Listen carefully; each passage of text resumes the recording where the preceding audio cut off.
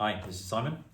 Next in our series of videos, this is about virtual working or virtual becoming the new normal. Having your staff not work from the premises that you're in currently, but working from home. So in the spirit of looking where we can reduce costs and reduce expenditure, a number of my clients have closed their offices and have sent all of their staff to work from home. A little bit of investment in equipment and IT, and making sure your IT is absolutely up to scratch and that it works properly. And if you can't do it yourself, find an IT company that can.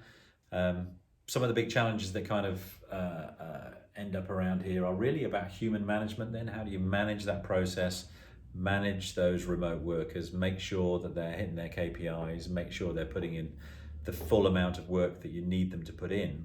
And some of the problem with that is actually in your head.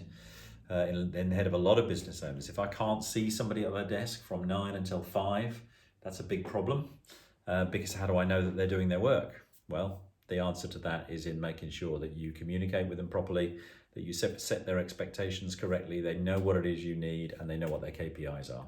And then if they're hitting those KPIs, well, happy days. Do you care whether they're sitting in the office or do you care whether they're sitting at home? There are some other challenges around working from home. Staff can feel isolated, can feel alone, need to interact with other people. Some people can manage it really easily and some can't, so you need to think about the impact of that on your team.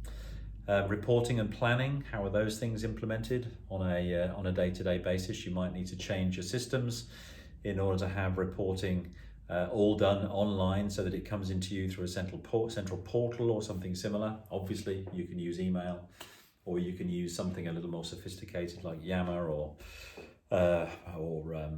some of the other online tools which are available from some of those larger organizations. Slack is a popular one that I've used time and time again, which works beautifully. And then lastly, meetings. So virtual meetings never feel like they're great when you're on the telephone, but implementing something like Skype for Business or Zoom. I'm a massive Zoom fan. We use that for all of our webinars and all of our internal meetings. It works really, really well. So check in on your technology, check in on what it is you're asking the staff to do, check in on your KPIs and your reporting and how those things happen, and make sure you hold regular meetings. One of my big tips is to make sure that you have a first thing in the morning, a 2-minute check-in meeting with everybody in your team. 10 team members, all on a Zoom call, 2 minutes each. Lion format. So what happened last week? What are the issues? What are the opportunities? What happens next week? Is a really, really great way to start the day. Gets everybody focused. Make sure they're all on point. They all know where they're going, and you'll have a great working community out there doing the best that they possibly can.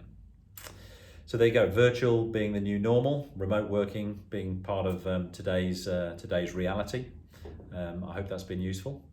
Thanks for listening. I've been Simon Nelson.